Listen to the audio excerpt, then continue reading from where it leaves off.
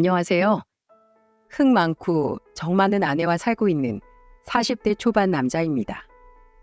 저는 결혼하고 나서 인생이 180도 바뀐 남자 중 한 사람이에요. 이렇게 말하면 나쁜 사람 만나 힘들게 사는 남자 같나요?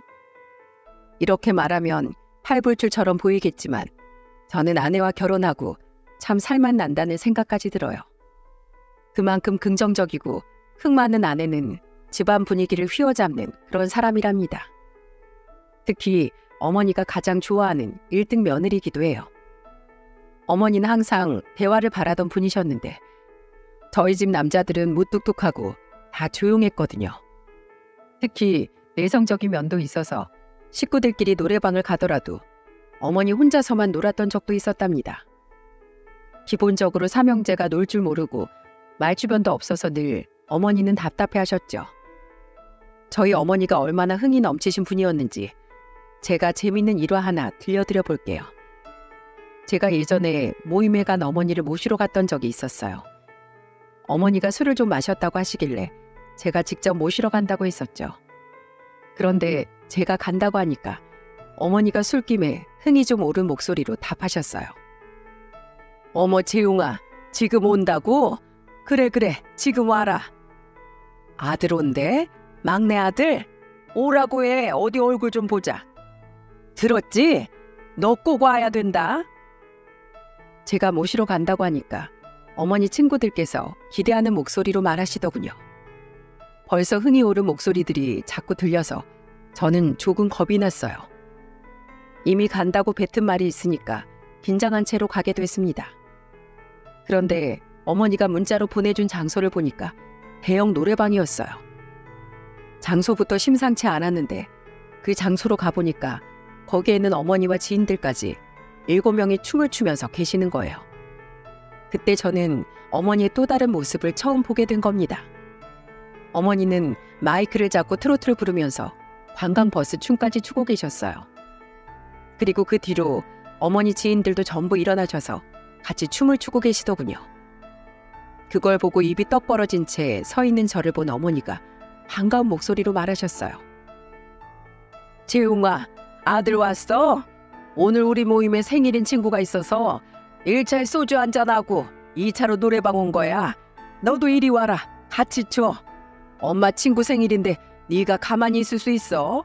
다 엄마 같은 사람들인데. 저 춤 못 춰요. 우리 다 못 추는데 그냥 흔들고 있는 거야. 여기가 뭐 오디션장이야? 그냥 노는 거지. 자자, 너도 한 가락 춰봐. 갑자기 모든 눈이 저한테 쏠리면서 제가 춤을 추길 기대하는 눈빛으로 쳐다보는 겁니다. 그래서 엉거주춤 장단에 맞추느라 정말 진땀을 뺐네요. 결국 혼이 쏙 빠진 전 어머님 모시고 이제 집에 가려는데 어머니 친구분 중에 한 분이 절 보더니 호들갑스럽게 말하셨어요. 어머, 막내 아들? 듣던 대로 인물이 훤하네. 네네, 감사합니다. 난 말로만 듣다가 오늘 처음 보는데 키도 훤칠하고 아주 잘생겼네. 장가 갔어? 안 갔으면 우리 딸 만나봐.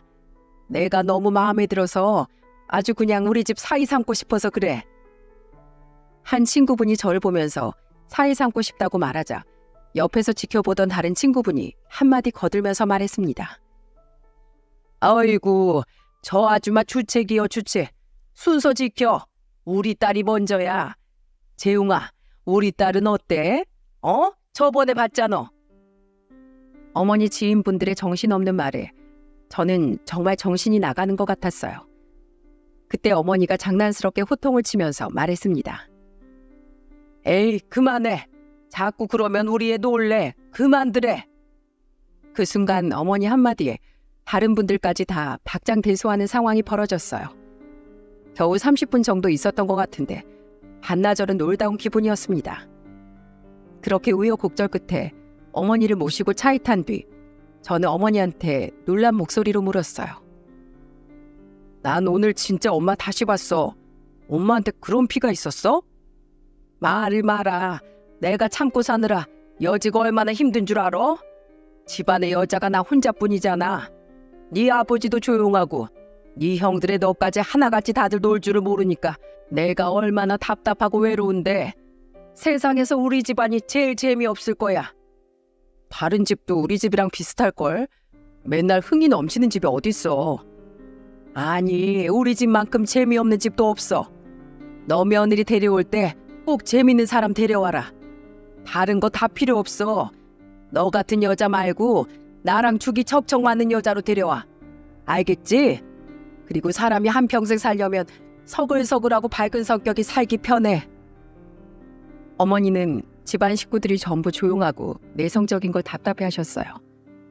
그래서 그날 모임 자리에 가보니까 어머니는 그런 식으로 스트레스를 풀고 계셨던 겁니다. 이렇게 흥 많은 엄마가 아들 셋에 조용한 남편까지 데리고 이렇게 사셨으니까 얼마나 답답하셨겠습니까? 그러다 보니까 어머니의 소원은 며느리라도 제발 활발하고 밝은 성격인 사람이었으면 좋겠다는 거였어요. 그래서 어머니가 보는 며느리 첫 번째 기준이 싹싹하고 밝은 성격이었습니다. 어머니의 소원 순탄하게 이루어졌을까요? 아니요. 저희 삼형제 중에 가장 먼저 결혼한 사람은 둘째 형이었어요. 둘째 형은 성격이 그야말로 딱 선비 같은 성격이었습니다. 성격 자체가 느긋하고 차분한 성격이었죠. 성향이 저런 성격이다 보니 만나던 여자도 비슷한 성격이었던 겁니다. 그런데 둘째 형이 제일 먼저 예비 며느리를 집에 데려오다 보니까 가장 기대했던 사람은 어머니셨어요. 그때 어머니는 잔뜩 기대하는 목소리로 둘째 형수님을 보면서 물었습니다. 참하고 예쁘네요. 우리 아들이 그렇게 칭찬하던 이유가 있었네. 네, 감사합니다. 긴장해서 말이 없나 보다. 자, 이것 좀 먹어봐요. 갈비찜 좋아한다면서요? 어때? 입에 맞아요? 좀 짜진 않아요? 네, 괜찮습니다. 잘 먹겠습니다. 그래, 다행이네요. 그럼 노래는 좋아해요? 아니요, 전 시끄러운 걸 별로 안 좋아해서요. 조용한 발라드 정도는 자주 들어요. 어머니는 단답으로 대답하는 형수님을 보면서 크게 당황한 것 같았습니다. 그런데 어머니를 제외하고 아무도 이상하다는 걸 몰랐어요. 그날 형수님은 실수 없이 잘 이야기를 나누고 돌아가셨는데 어머니는 투덜거리면서 하소연까지 하시더군요.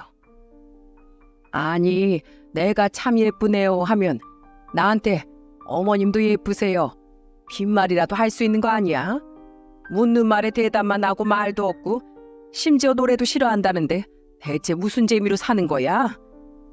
그러자 옆에 있던 아버지는 단호한 목소리로 말씀하셨어요. 말 많아서 뭐해? 차분하고 말도 조곤조곤 잘만 하는 게 딱 좋았는데 왜?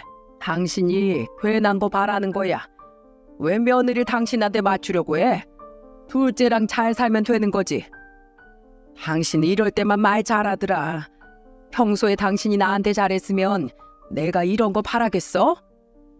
에휴, 바라는 것도 참 많다. 아버지는 뭐가 문제냐는 듯 대수롭지 않게 넘기셨어요. 어머니는 잔뜩 기대했지만 둘째 형수님이 워낙 조용한 성격이다 보니 어머니 기대에는 못 미쳤던 겁니다. 그래도 형수님이 나쁘신 분은 아니었어요. 차분한 성격에 꼼꼼하기까지 해서 집안 행사도 거르지 않고 잘 챙기셨어요. 무엇보다 둘째 형이랑 성격이 잘 맞아서 정말 예쁘게 잘 사는 부부였습니다. 상황이 이렇게 되다 보니까 어머니는 자연스럽게 저와 형한테 기대를 많이 거셨어요. 하지만 그것도 생각만큼 순탄하지 않았습니다. 특히 큰형은 정말 공부만 잘하는 공부벌레였어요. 옛날엔 큰형이 공부도 잘하고 좋은 대학교까지 졸업해서 부모님도 큰형이 제일 잘 살 거라고 생각하셨대요. 심지어 큰형은 대기업 입사도 성공하면서 기대를 한 몸에 받았습니다. 그런데 공부머리 좋은 거랑 좋은 사람을 알아보는 눈은 다르더군요. 아마 저희 형 이야기 들어보시면 아들 두신 시청자 여러분들은 탄식하실지도 모릅니다. 공부만 하던 형은 제대로 된 연애 경험이 없었어요. 그러던 어느 날 큰형이 결혼할 여자가 있다면서 저한테 충격적인 말을 하는 겁니다. 그때 저는 결혼할 여자가 있다는 큰형을 보면서 깜짝 놀라서 물었어요. 형, 만나는 사람이 있었어? 뭐 하는 사람인데? 그냥 작은 가게 하는 사람이야. 근데 얼마나 만났길래 벌써 결혼 얘기가 나오는 거야? 난 형이 연애하고 있는지 전혀 몰랐어. 지금 한 7개월 만났어. 뭐? 기간이 너무 짧은 거 아니야? 그게 사실 임신해서 그렇게 됐어. 그래도 내 아이인데 책임져야지. 뭐? 임신? 와, 집안 식구들 다 놀라겠다. 저는 큰형의 말에 정말 깜짝 놀랐어요. 연애하는 것도 몰랐는데 큰형이 결혼에 임신까지 충격적인 말만 털어놓으니까 놀랄 수밖에 없었죠. 제가 이 정도로 놀랐는데 식구들은 어땠겠습니까? 특히 큰형이 집에 결혼할 여자를 데려왔을 때 정말 온 가족이 기겁했어요. 임신한 여자가 높은 힐에 진한 화장까지 하고 집에 오니까 모두 다 놀란 겁니다. 게다가 처음 예비시댁에 인사를 하는 자리에 저런 차림으로 온 게 놀라울 뿐이었어요. 그때 어머니는 당황함을 숨기고 침착한 목소리로 물었습니다. 부모님은 뭐 하시는 분이셔? 그냥 뭐 이것저것 하세요. 너 지금 입에 껌 씹는 거야? 왜요? 긴장해서 껌 씹는데 안 되는 건가요? 껌 싫어하세요? 넌 임신한 애가 짧은 치마를 입질 않나? 어른이랑 대화하면서 껌을 짝짝 씹질 않나? 대체 버르장머리 너 어디 두고 온 거야? 저 임산부예요. 그런 거 다 참다가 스트레스 받아서 아이 잘못되면 어떡해요? 말도 안 되는 변명에 어머니는 할 말을 잃으셨습니다. 그렇게 환장할 만한 첫 만남이 끝난 뒤 어머니는 답답한 목소리로 큰형을 붙들고 말하셨습니다. 너 정말 쟤랑 결혼할 거야? 마음에 안 드세요? 임신해서 예민해서 그런 걸 거예요. 쟤 임신한 건 맞아? 확실해? 같이 병원 가봤어? 난 아무리 봐도 쟤 하는 것도 그렇고 좀 이상해. 이 결혼 좀 더 다시 한번 생각해보면 안 되겠니? 솔직히 네 애가 맞는지도 의심스러워서 못 믿겠어. 어머니는 모든 게 의심스럽다면서 답답해하셨어요. 솔직히 첫인사의 짧은 치마도 모자라 껌까지 씹으면서 말하는 예비 며느리를 보면 저희 어머니처럼 말이 나오지 않겠습니까? 아버지도 말은 없으셨지만 답답하셨는지 밖으로 나가서 담배를 한 대 피시더군요. 둘째 형과 형수님도 인사하러 왔다가 무거운 발걸음으로 집에 가야만 했어요. 생각지도 못한 식구들 반응에 큰형은 당황한 것 같았습니다. 그런데 식구들 반응이 영 좋지도 않고 어머니한테 들은 말이 있어서 그런지 형도 무언가 이상하다는 걸 느꼈던 것 같아요. 그래서 뒷조사를 좀 하다가 덜미를 딱 잡아낸 겁니다. 그때 큰형은 울면서 저한테 전화하더니 하소연을 늘어놨어요. 재용아, 나 어떡해? 어떡하면 좋아? 형, 무슨 일이야? 아무래도 어머니 말이 계속 마음에 걸려서 산부인과 검진 받으러 같이 가자고 했는데 자꾸 피하는 거야. 그래서 아무래도 행동하는 게 이상해서 내가 뒷조사를 좀 했는데 나 말고 만나는 놈이 더 있더라. 뭐? 그럼 양다리야? 그래서 내가 증거 내밀면서 따지니까 완전히 연락도 피하고 이제 나이 잠수까지 탔어. 그럼 뭐야? 임신한 것도 다 거짓말이야? 임신했다는 것도 전부 다 거짓말이었어. 나 이제 어떡하니? 큰형은 오열하면서 울기까지 했습니다. 알고 보니까 그 여자는 처음부터 끝까지 진실된 게 단 하나도 없던 사람이었어요. 대기업에 다니던 큰형은 남이 보기엔 1등 신랑감이었죠. 하지만 공부만 할 줄 알던 큰형은 순진하고 쑥맥이었던 겁니다. 그래서 작정하고 덤빈 여자한테 제대로 걸려서 인생 골로 갈 뻔했어요. 이 모든 사실을 알게 된 식구들은 오히려 조상이 도왔다면서 차라리 잘 됐다고 박수까지 쳤습니다. 어머니는 배신감에 힘들어하는 큰형을 위로하면서 말하셨어요. 괜찮어. 미리 알아서 다행이라고 생각하고 넘어가. 너무 상심하지 마. 조상이 널 도운 거야. 저는 그렇게 큰형이 배신감으로 힘들어하는 걸 지켜봤어요. 아무래도 큰형은 둘째 형이 잘 사는 걸 보고 자기도 하루빨리 가정을 꾸리고 싶었던 것 같습니다. 형들은 나이 차이가 별로 안 났기에 더 마음에 걸려했던 것 같았습니다. 집안의 늦둥이였던 저는 형들과 나이 차이가 좀 났기 때문에 아무래도 형들과는 조금 자유로웠어요. 그렇게 집안의 큰 사건이 지나고 일상으로 돌아갔습니다. 그 후 시간이 지나 운명의 짝을 만나 일찍 결혼 준비를 하게 됐답니다. 저는 모 방송국에서 촬영팀 소속으로 일을 하고 있었는데 친구의 소개로 2살 연하였던 아내를 만나게 된 사이였죠. 아무래도 제가 촬영팀에서 일하다 보니 지방이나 해외로 장기 출장을 가는 일이 잦았어요. 부부도 아니고 연애라면서 이렇게 오래 떨어져 있는 일은 힘들 텐데도 아내는 저를 응원하면서 말하더군요. 오빠, 이번에도 잘하고 와. 그리고 이건 비상약인데 가방에 챙겨가. 이런 건 언제 준비했어? 아무리 현장에 이런 거 있다고 해도 꼭 급할 때 없을 수도 있잖아. 그러니까 개인 상비약은 항상 챙겨 다녀야지. 아내는 연애하는 동안에도 한결같이 절 챙겨주던 사람이었어요. 제가 밤새 촬영하는 날이면 도시락을 싸서 현장까지 찾아와 주던 사람이었습니다. 그러다 보니 저는 자연스럽게 아내와 결혼 생각을 했던 것 같아요. 호텔에서 컨시어지로 일하던 아내는 호텔에서 투숙객이나 여러 관리를 하는 일을 하고 있었어요. 일하던 호텔에서는 평판도 좋았던 아내를 놓치고 싶지 않은 마음에 저는 결혼 준비를 하게 됐습니다. 그리고 밝고 긍정적인 아내를 데리고 처음 집에 갔던 날, 어머니는 누구보다 반겨주셨어요. 어머니는 환하게 웃는 아내를 보자마자 반가운 얼굴로 말하셨습니다. 아이고, 어서 와요. 오느라 힘들었죠? 아니에요. 전혀 힘들지 않았어요. 괜히 제가 집으로 와서 어머님 힘들게 한 건 아니죠? 아유, 그런 거 없어요. 우리 막내 아들이 누굴 데려오나 목이 빠지게 기다렸어요. 정말요? 제가 어머님 목 빠지기 전에 온 거 맞죠? 어머, 그럼 어서 들어와요. 현관 입구부터 어머니랑 아내는 대화가 잘 통하는 듯 보였어요. 어머니가 한마디 하면 아내가 찰떡같이 받아서 대답했었죠. 어머니는 오랜만에 대화가 잘 통하는 가족이 들어와서 그런지 신이 나 보였어요.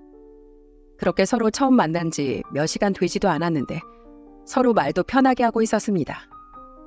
저는 집에서 엄마가 그렇게 말을 많이 하는 걸 정말 처음 봤어요. 평소 저희 집 분위기는 어머니를 제외하면 다들 말이 없어서 밥만 먹기 바빴거든요. 심지어 다들 술도 안 마셔서 늘 어머니 혼자서 반주를 즐기셨어요. 그런데 아내는 술도 적당히 할 줄 아는 활발한 성격이다 보니까 어머니랑 딱 맞았던 겁니다. 그날도 어머니는 아내랑 신나게 대화하다가 조심스럽게 물었어요. 혹시 술은 좋아해? 난 반주하는 거 좋아하는데 우리 식구들은 영 술을 안 좋아해. 어머님 반주 좋아하세요? 저도 반주 좋아해요. 진짜? 나랑 똑같네. 기다려봐. 내가 그럼 술 좀 내올게. 어머니는 아내의 말에 신난 목소리로 말하더니 벌떡 일어나셨어요. 그리고 술을 가져오시더니 아내와 한 잔씩 따라주면서 마시기 시작한 겁니다. 아내도 어머니와 성향이 비슷하다 보니까 즐기고 있더라고요. 아버지는 어머니와 아내가 반주하는 걸 흐뭇하게 보고 계시고 형들도 화기애애한 분위기를 반겼습니다. 그러다 술이 적당히 올랐을 때 어머니는 아내한테 뜬금없는 질문을 하셨어요. 혹시 노래 잘해? 노래요? 네, 못하진 않아요. 회식하면 꼭 노래방 가거든요. 어머, 못하진 않다고? 보통 실력이 아닌 것 같은데 보통 이런 질문하면 뒤로 빼면서 못한다고 하던데. 에이, 어머님, 저 막 빼고 그런 스타일 아니에요. 일단 그 순간을 즐겨야죠. 세상에 나랑 마인드가 똑같다. 순간을 즐겨야 인생이 재밌는 거라니까. 뭘 좀 안 해. 어머님, 말 나온 김에 노래 한 곡 뽑아볼까요? 좋지. 어디 분위기 한번 살려보자. 그 순간 어머니는 자리에서 벌떡 일어나더니 소주병에 숟가락을 꽂아서 아내한테 건네더라고요. 그런데 아내는 그걸 빼지도 않고 덥석 봤더니 정말 노래를 부르기 시작했습니다. 그 순간 조용했던 집안이 완전히 난리가 났어요. 어머니는 엉덩이를 흔들면서 춤을 추기 시작했고 아내는 흥겨운 트로트를 한 곡 부르더군요. 야야야 내 나이가 어때서 사랑하기 딱 좋은 나이인데 이 노래 완전 내 18번이야. 좋다 좋아. 자자 어머님 제가 손잡아 드릴게요. 도세요. 반대로 또 도세요. 아이고 좋다. 노래도 좋고 우리 예비 며느리도 난 합격이다. 이제야 내가 살맛이 나네. 형들과 저 둘째 형수님 그리고 아버지까지 다들 입이 떡 벌어진 채 두 사람을 보기만 했어요. 그동안 어머니는 조용한 가족들 틈에서 흥을 억누르고 살다가 아내를 만나고부터 완전히 흥이 풀려버린 겁니다. 둘째 형수님은 그 모습을 보면서 드디어 어머님과 맞는 가족이 생겼다면서 좋아하셨어요. 성격이 나쁜 분은 아니었는데 워낙 텐션 높은 어머니랑은 잘 안 맞았거든요. 그래서 그날도 예비 며느리 인사 온다고 어머니랑 같이 요리도 준비할 만큼 성격이 모난 분은 아니셨거든요. 그렇게 저희 아내는 첫인사부터 합격점을 받았고 저희는 그렇게 양가 어른들 축복 속에 결혼식을 올릴 수 있었습니다. 정말 아내와 결혼 후 집안 분위기는 180도 달라졌어요. 매년 명절에 제사를 지내고 밥만 먹던 가족들이 이제는 다 같이 모여서 자연스럽게 대화하는 분위기가 생겼습니다. 예전엔 명절에도 TV만 보고 있었는데 이제는 자연스럽게 서로 대화를 나누기 시작했죠. 아내가 결혼하자마자 첫 명절 때 대화를 이끌어가기 시작했거든요. 아버님, 잘 계셨어요? 살이 좀 빠지신 것 같아요. 어디 안 좋으세요? 아니야, 내가 요새 등산을 다녀서 그런가 봐. 별일 없다. 정말 다행이에요. 전 아버님 살 빠지신 거 보고 혹시 어디 편찮으신 줄 알고 걱정했잖아요. 아내의 호들갑스러운 말에 아버지는 어색하게 웃으면서 괜찮다고 하셨습니다. 내성적인 성격인 아버지는 그런 아내의 관심이 어색하셨던 것 같아요. 유일하게 아내와 텐션이 맞는 사람은 어머니였습니다. 어머니와 아내는 명절에도 만났다 하면 입이 멈추질 않았죠. 그만큼 아내와 어머니는 성격적으로도 잘 맞았답니다. 그래서 시간이 지날수록 어머니와 아내 사이는 끈끈해졌어요. 둘째 형수님은 어머니의 성격을 대신 감당해줄 아내가 있어 훨씬 편안해할 정도였죠. 그렇게 저와 둘째 형님이 안정적 자리를 잡아가는 동안에도 큰형님은 여전히 혼자였습니다. 예전에 받았던 충격이 컸는지 도무지 여자 만날 생각이 없는 것 같았어요. 제가 결혼 9년 차에 아들까지 낳고 지낼 동안에도 큰형은 여전히 부모님과 살면서 혼자였습니다. 오죽하면 아내가 저한테 답답한 목소리로 큰형에 대해 물어보기도 했어요. 아주버님은 왜 결혼 안 하셔? 대기업 과장이면 여자들이 줄을 설 것 같은데. 그게 예전에 형이 여자한테 한번 크게 대인 적이 있어. 정말? 아주버님 공부 잘했다던데 어쩌다가 당한 거야? 사기꾼이 작정하고 덤비면 속수무책이지 뭐. 그때 아내는 큰형의 지난 사연을 듣고 자기 일처럼 분노했습니다. 심지어 주먹을 불끈 쥐고 화를 내면서 소리치더군요. 그때 내가 있었으면 가만 안 뒀을 텐데 그런 여자들은 아주 뿌리를 뽑아야 된다니까. 사기꾼 같은 몇몇 여자들 때문에 다른 여자들끼리 괜히 오해받는 거야. 내가 호텔만 계속 다녔어도 지인들 통해서 자리라도 만들어보는 건데 일 그만두니까 나도 주변에 괜찮은 사람 찾기가 힘들어. 형도 생각이 있겠지. 괜히 급하게 가다 또 사고 날라. 아내는 화를 내면서 걸리면 가만 안 두겠다고 하더군요. 하지만 그 당시 형 나이가 40대 중반까지 되니까 부모님들은 슬슬 불안해하셨습니다. 그러던 어느 날 부모님 집에 아내와 둘이 놀러 갔었는데 과일을 가져오던 어머니가 형의 머리를 보고 깜짝 놀라시더니 털썩 주저앉으면서 말하셨어요. 재민아, 너 머리에 이거 흰머리 아니냐? 네? 어디요? 이거 흰머리 맞네. 아이고, 멀쩡하게 생겨서 왜 장가도 못 가고 머리에 흰머리만 키우고 있어. 널 어쩜 좋아. 저러다 아주 평생 혼자 살겠네. 정말 엄마 아빠랑 같이 늙어가려고 그래? 어머니 한탄에 큰형은 고개만 푹 숙였어요. 그래서 저는 상황을 수습하려고 어머니를 말리면서 말했습니다. 요즘 다 늦게 결혼하니까 늦게 하는 추세니까 너무 그러지 마요. 이런다고 뭐 짝이 하늘에서 뚝 떨어지는 것도 아니잖아요. 네가 엄마 속을 알아? 아주 내 속이 뭉그러진다. 뭉그러져. 제일 똑똑하게 잘 키워놓으면 뭐해. 이렇게 부모 속을 썩히고 사는데. 어머니는 진심으로 형을 안타까워하면서 가슴을 치셨어요.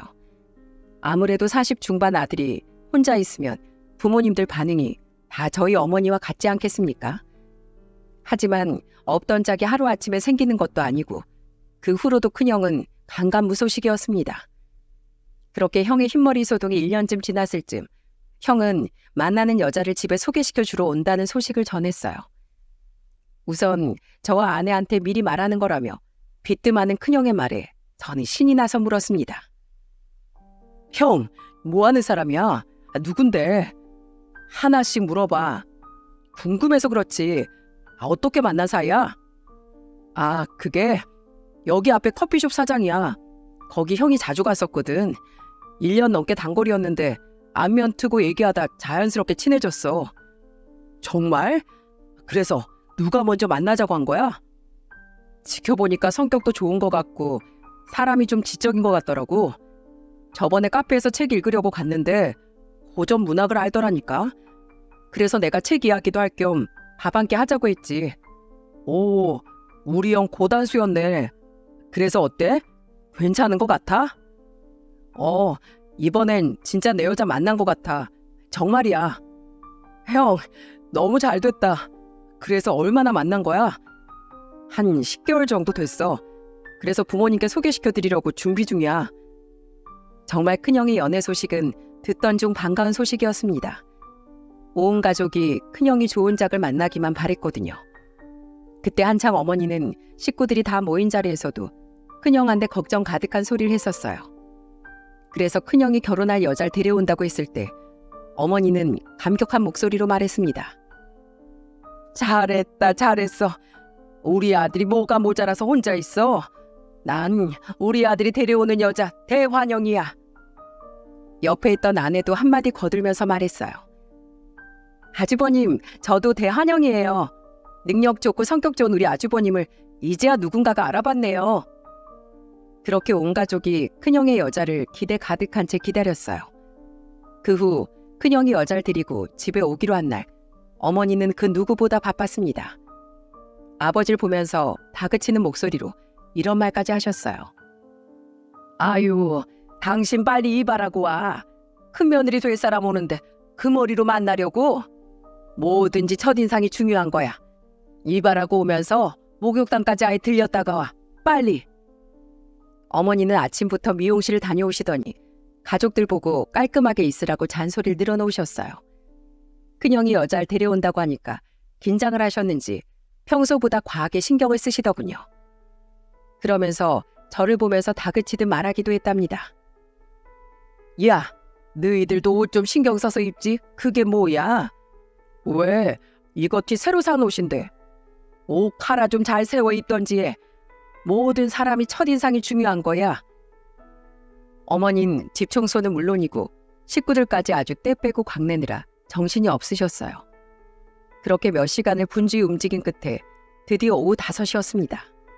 큰형이 오기로 한 시간이 되자마자 초인종이 딱 울렸어요. 문이 열리고 큰형이 낯선 여자와 같이 들어왔습니다. 그때 어머니는 아까 호통치던 목소리가 아닌 차분한 목소리로 인사했어요.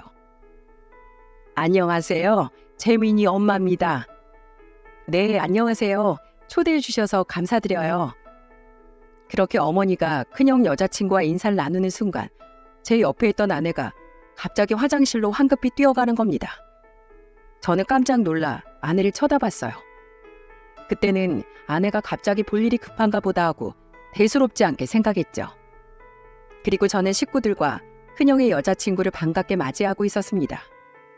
그때 어머니는 진수성찬을 차려놓고 큰형의 여자친구 앞에 음식을 끌어놔주면서 말했어요. 저녁 시간에 온다고 배고프겠어요? 음식들 준비했으니까 천천히 먹어요. 음식들이 너무 많아요, 어머님. 감사히 잘 먹겠습니다. 이것저것 한다고 했는데 입에 맞을지 모르겠네요. 저 다 잘 먹어요. 감사합니다. 잘 먹는다니까 내가 안심이네. 음식 식기 전에 들어요. 어머니는 잘 먹는 큰형 여자친구를 보면서 흐뭇해했습니다. 그런데 아내가 화장실에서 감감무소식인 거예요. 그래서 아내한테 문자를 보냈는데 아내는 답변이 없었죠. 대체 무슨 일인가 싶어 의아했습니다. 아무것도 모르는 어머니는 큰형 여자친구를 보면서 여러 질문을 하기 시작했습니다. 우리 재민이랑 몇 살 차이라고 했었죠? 네, 7살 차이 납니다.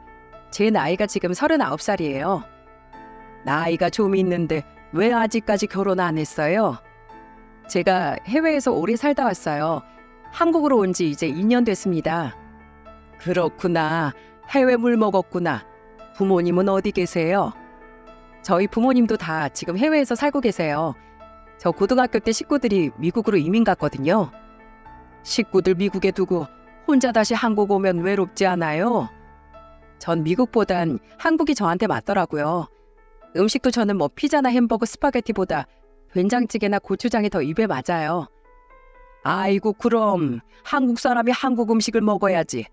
미국 것들이 먹는 거 먹으면 몸에도 뭔가 안 좋고 먹어도 배가 안 차요. 지금 한국에서 뭐 커피숍 운영한다고 했었죠? 네, 작은 커피숍 운영하고 있습니다. 어머니는 큰형 여자친구가 마음에 드셨는지 밥을 먹으면서도 질문을 멈추지 않으셨어요. 그런데 화장실에 간 아내가 반감무소식인 겁니다. 그래서 저는 조용히 일어나 화장실로 갔어요. 제가 화장실로 가보니까 문이 살짝 열려 있는 겁니다. 그래서 아내한테 뭐 하냐고 물었더니 아내는 저를 화장실 안쪽으로 잡아당겼어요. 저는 깜짝 놀라 아내한테만 들리게 다그치듯 물었습니다. 당신 예의 없게 지금 뭐 하는 거야? 오늘 큰형 여자친구랑 인사 온다고 했잖아. 여보, 내 말 잘 들어? 이 결혼 막아야 돼. 갑자기 무슨 소리야? 내가 문 살짝 열고 저 여자 얼굴 유심히 확인하면서 얘기하는 거 다 들었는데 저 여자가 하는 말 전부 거짓말이야. 뭐? 아니 갑자기 무슨 소리야? 확실해? 아내는 몰래 화장실로 도망와 문을 열고 큰형의 여자친구를 관찰하고 있었어요. 그리고 유심히 보니까 그 여자가 맞다면서 저한테 충격적인 말을 했습니다. 나 호텔에서 일할 때 단골 고객이었어. 저 여자 얼굴 모르는 사람이 없었다니까? 한 번은 술에 잔뜩 취해서 어떤 나이 많은 남자랑 오더니 방 없다고 난리 치질 않나. 꼭 주말에 방 없는 시간에 와서 방 없다고 하면 자기를 무시하냐고 막 성질내고 VIP니까 빨리 방 내놓으라고 난동까지 부렸어. 뭐? 진짜야? 진상 짓거리가 이게 끝인 줄 알아? 룸서비스 안 좋다고 컴플레인 걸고 침대에 머리카락이 있다고 인터넷에 유포할 거라고 하면서 협박해서 무료 숙박권도 여러 번 받아간 여자야. 남자는 어디서 그렇게 물어오는 건지 2주마다 바뀌더라니까. 그래서 별명이 리센녀야. 남자가 계속 바뀐다고 리센녀. 와, 저는 아내의 말에 충격을 받고 말았어요. 아내가 전에 호텔에서 일했다고 말씀드렸지 않았습니까? 그 당시 호텔에서 컨시어지로 일하면서 고객들 체크인, 체크아웃 등등 전체적인 관리를 도맡았기에 모를 수가 없었어요. 심지어 아내는 그때 형이 데려온 여자가 나이 든 남자 등쳐먹고 사는 것 같다는 말까지 했습니다. 그렇게 말했던 이유는 아내가 당했었기 때문이었어요. 아내는 호텔에서 일하다 한 남자가 다급하게 찾아와 이상한 부탁을 한 적이 있다고 했습니다. 여자가 3천만 원을 빌려갔는데 연락이 안 된다고 여기 오면 꼭 자기한테 연락 좀 달라고 명언까지 준 적도 있었다니까. 오죽하면 내가 보자마자 기억을 딱 하겠어. 근데 분명히 해외에서 살다 왔다고 했는데. 뭐? 해외에서 살다 왔다고? 나랑 일했던 직원들도 다 알걸? 아내의 말을 종합해보니까 큰형이 만나던 여자는 소문난 진상 중에 진상이었던 겁니다. 그것도 남자를 밥 먹듯이 갈아치우는 리센녀요. 이게 말이 됩니까? 아무리 여자복이 없어도 2번이나 당한다는 게 정말 기가 막혔어요. 아내랑 머리를 맞대고 의논한 결과 그 리센녀는 대기업 과장인 형을 꼬셔서 신분 세탁을 하려는 것 같았습니다. 카페도 그렇고 아무래도 아내는 신분 세탁이 목적인 것 같다고 말하더군요. 아내의 말을 듣고 저는 가만히 있을 수 없었습니다. 그래서 저는 아내한테 답답한 목소리로 말했어요. 근데 이걸 어떻게 말해? 지금 밖에 분위기 완전 좋은데. 내가 할게. 저 여자 내가 가만 보니까 카페 1년 넘게 운영했던 거 보면 신분 세탁하려고 작정을 한 거야. 그러니까 내가 다 밝힐게. 당신 정말 할 수 있겠어? 그럼 나만 믿어. 근데 좀 떨리니까 나 심호흡 좀 할게. 조성아, 내가 가만 안 둘 거야. 아내는 얼마나 지긋지긋했으면 이름까지 다 알고 있더군요. 심호흡을 크게 한 아내가 문을 여고 나갔습니다. 그리고 화기애애하게 식사를 하고 있던 식구들을 보고 소리쳤어요. 어머님, 아버님, 그만하세요. 이 여자가 하는 말 전부 다 거짓말이에요. 그 순간 냉랭해진 분위기에 모두 아내를 쳐다봤어요. 그리고 어머니는 황당한 표정으로 아내를 보면서 물었습니다. 갑자기 그게 무슨 말이야? 어머님, 제 말 믿어주세요. 저 여자 제가 잘 알아요. 지금 당장 이름도 말할 수 있어요. 당신 이름이 조성아 맞지? 이름 조성아잖아. 아내의 말에 제일 당황한 사람은 형이었어요. 아내가 자리에 없을 때 이름을 말했는데 아내가 큰형 여자친구 이름을 말하니까 당황했던 겁니다. 큰형은 떨리는 목소리로 아내를 보면서 말했어요. 자리에 없었는데 이름을 어떻게 알았어요? 다 알만한 이유가 있죠. 큰형의 질문에 비장한 목소리로 대답한 아내는 곧장 큰형 여자친구를 보면서 소리쳤습니다. 야, 조성아. 네가 지금 우리 아주버님 옆에 붙어서 인생 파탄 내려고 작정했구나. 뭐? 네가 2년 전에 해외에서 살다 와? 어디서 뻥치고 있어? 사람 잘못 봤나 봐요. 저 미국에서 온 거 맞아요. 뭘 믿고 그러세요? 증거 있어요? 이거 끝까지 거짓말 치네. 와, 내가 널 왜 모르겠어? 그리고 뭐 증거? 어머님, 아버님, 저 일했던 호텔 한번 가보시겠어요? 거기 증거 다 있어요. 아니다, 갈 것도 없어요. 지금 전화 한 통이면 저 여자 정체 바로 알 수 있어요. 같이 일했던 직원 중에 모르는 사람이 없었거든요. 잠시만요. 그때 아내는 전화기를 열고 같이 일했던 동료한테 전화를 걸었습니다. 그리고 전화가 연결되자 스피커폰으로 하고 전화를 같이 들었어요. 아내는 전화가 연결된 동료한테 물었습니다. 별일 없지? 다름이 아니고 너 예전에 일할 때 리센녀 알아? 기억하지? 그럼 그 여자 모르는 사람이 어딨어. 우리 같이 일했던 사람들은 다 알지. 그래, 그 여자 이름이 뭐였지? 조성아잖아. 같이 일하는 사람 중에 모르는 사람이 없을 거다. 난 지금도 그 여자 눈앞에 있으면 바로 알아볼 것 같다. 우리가 좀 시달렸니? 호텔에 일 터졌다 하면 바로 그 여자였잖아. 꽃뱀 지금은 뭐하고 사나 모르겠네. 그치? 맞지? 그래, 고마워. 우리 다음에 만나서 얘기하자. 아내의 통화에 온 가족들이 얼굴이 사색이 된 채 굳었어요. 그러자 리세녀라는 그 여자는 화가 난 목소리로 아내한테 소리쳤습니다. 뭐? 꽃뱀? 말 다 했어? 아니, 남았어. 너 그때 유부남 꼬셔가지고 그걸 빌미로 유부남 협박해서 와이프한테 다 폭로하겠다고 돈도 뜯어냈잖아. 너 인생 그렇게 살지 마. 한동안 우리 호텔에 안 오더니 신분 세탁하려고 카페 차렸었구나. 그런다고 과거가 그렇게 없어지니? 얼굴 반반하다고 해서 모든 사람 다 속일 수 있을 거라고 생각했어? 너 사기 전과도 있잖아. 그 순간 아내의 폭탄 발언에 듣고 있던 어머니는 뒷목을 잡으셨습니다. 뭐? 사기 전과? 우리 막내 며느리가 거짓말할 사람도 아니고 저 여자 어디서 만났어? 엄마, 진짜 커피숍 사장 맞아요. 성아야, 뭐라고 말 좀 해봐. 큰형이 그 여자를 보면서 말 좀 해보라고 재촉했어요. 그런데 그 여자는 갑자기 벌떡 일어나더니 아내를 보면서 소리쳤습니다. 아이씨, 너 그때 호텔에서 일했던 컨시어지 맞지? 그래, 나다. 이제 기억해? 나 기억 못하면 네 머리에 문제 있는 거야. 아, 재수없어. 어쩐지 얼굴이 좀 낯이 익더라.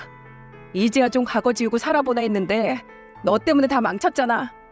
과거는 그랬어도 지금은 정신 차렸다고. 과거를 뉘우쳐? 그걸 누가 믿냐? 네가 과거에 했던 행동들이 있는데 너 영원 할 줄 아냐? 미국 여행 몇 번 갔다 온 게 다잖아. 그때 큰형은 아내와 나를 세우면서 싸우던 리세녀를 보면서 소리쳤어요. 조성아, 해외에서 살다 왔다면서? 근데 뭐 남자들 꼬셔서 그걸 빌미로 돈을 갈취해? 오빠, 과거일 뿐이잖아. 나 지금은 그런 짓거리 안 한다고. 그땐 내가 너무 힘들어서 그랬어. 그리고 오빠 나 사랑하잖아. 사랑 같은 소리 하고 있네. 내가 총 맞았어? 너 같은 여자랑 사랑하게? 뭐? 그래서 나랑 헤어지겠다는 거지? 그러면 나 혼인 빙자 사기로 오빠 고소할 거야. 결혼하겠다고 나 다 꼬셔놓고 과거를 빌미로 나 버리겠다는 거잖아. 혼인 빙자 사기죄? 야, 법이나 제대로 알고 지금 말하는 거야? 그건 내가 널 고소해야지. 네가 말하는 건 다 거짓말이었잖아. 필요 없고 나가. 너랑 엮이기 싫으니까 나가라고. 못 나가. 나 위자료 줘. 정신적 피해 보상해달라고. 아주 악을 쓰면서 집안 분위기를 개판내더니 리센녀는 못 나간다고 악을 쓰기 시작하더군요. 그런데 그때 보다 못한 어머니는 식탁에 있던 닭 백숙 다리를 들더니 리센녀의 머리를 내리쳤습니다. 갑작스런 어머니 행동에 너무 놀랐어요. 그런데 어머니는 눈 하나 깜짝하지 않고 리센녀를 보고 소리쳤습니다. 나가. 어디서 착한 우리 아들 인생 망치려고. 나가. 당장 나가, 이 쓰레기 같은 거사. 못 나가요. 저 진짜 뭐 반성하며 살고 있다고요. 곱게 못 나가겠다는 거냐? 뜨거운 맛을 좀 봐야 갈래? 결국 어머니는 닭 백숙에 있던 또 다른 닭다리마저 들고 리센녀의 뺨을 후려쳤어요. 그리고는 정말 화가 잔뜩 난 목소리로 그 여자를 보고 소리쳤습니다. 나가. 나 눈 돌아간 거 안 보여? 난 더한 것도 할 수 있어. 냄비라도 들어야 나갈래? 저 아줌마 뭐야? 그때 어머니가 정말로 냄비를 들어 올리려는 신용까지 하니까 리센녀는 겁에 질려 도망쳤어요. 정말 그 폭풍이 지나간 것처럼 다들 벙쪄 있었습니다. 그때 형은 주저앉아 울면서 말했어요. 아버지, 엄마, 죄송해요. 전 이것밖에 안 되는 놈인 것 같습니다. 아니야. 네가 너무 착해서 여자들이 널 쉽게 보는 거야. 이제부터 좀 사람 보는 눈을 키우면 된다. 그래도 우리 며느리 아니었으면 큰일 날 뻔했네. 누가 그런 여자라고 믿겠어요. 저렇게 지적으로 생긴 여자가 과거가 더러울 거라고 상상이나 하겠어요? 제가 또 좋지 않은 모습 보여서 너무 죄송합니다. 재수 씨 고마워요. 제가 면목이 없네요. 아내는 큰형을 위로해 주려고 했지만 큰형은 혼자 조용히 밖으로 나갔습니다. 알고 보니까 혼자 밖에서 술을 먹고 있는 것 같았습니다. 어머니는 아내 손을 잡고 눈물을 흘리면서 말했어요. 고맙다. 너 아니었으면 정말 큰일 날 뻔했어. 아니에요. 가족끼리인데 당연히 나서야죠. 아주버님 상심이 크겠어요. 배운 게 있겠지. 냅두자. 스스로 깨우쳐야지. 어머니와 아버지는 그날 두통약까지 드시고 잠에 드셨습니다. 그날 폭풍이 집을 한번 쓸고 간 것 같았습니다. 그때 정말로 사람은 죄를 짓고 살면 안 된다는 걸 뼈저리게 느꼈네요. 아내가 아니었다면 착한 큰형이 어떤 인생을 살게 됐을지 생각만 해도 아찔합니다. 아무것도 모르고 결혼했더라면 평생 모아둔 돈은 그저 여자한테 다 뺏기고 정말 처량한 노후를 보내지 않았을까요? 지금 저희 형은 정말 여자라면 질색팔색을 해요. 그냥 부모님께 효도하면서 지금처럼 살고 싶다고 하더라고요. 부모님도 형한테 이제 더 이상 결혼하라고 잔소리도 안 하십니다.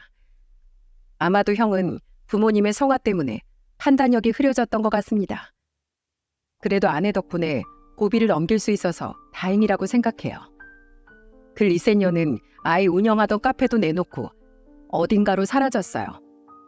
자기를 알아본 사람이 있으니까 더 이상 안 되겠다 싶었나 봐요. 하지만 어딜 가도 똑같지 않겠습니까? 손바닥으로 하늘을 가리지 지은 죄는 아무도 못 속일 겁니다. 그때 리센녀를 때려잡은 어머니는 아내와 지금도 흥이 넘치는 일상을 보내고 계세요. 이제는 큰형의 결혼보다 본인 인생을 더 즐기겠다면서 아내와 같이 재미있는 일상을 보낸답니다. 알고 보면 이렇게 가족이 된다는 것도 참 기적 같습니다. 그런데 익숙함에 속아서 옆에 있는 가족의 소중함을 종종 잊지 않습니까? 아무래도 한 지붕 아래 살다 보면 싸우는 날도 있겠죠. 하지만 가족이라는 건 서로를 아껴주고 배려할 때 완성된다고 생각해요. 이렇게 사연을 쓴 것도 곧 명절이지 않습니까? 오랜만에 만나 궁금한 것도 많겠지만 서로 좋은 이야기 나누면서 시간을 보내셨으면 좋겠습니다. 각자 인생의 중요한 결정은 알아서 하게 두고 서로 좋은 덕담 나누는 시간을 보내셨으면 좋겠네요. 저희 가족은 이번 명절에도 잔치 같은 날을 보낼 것 같습니다. 여러분들도 단점이 아닌 장점을 더 자세히 봐주면서 서로 맞춰가는 즐거운 명절 보내시길 바랄게요.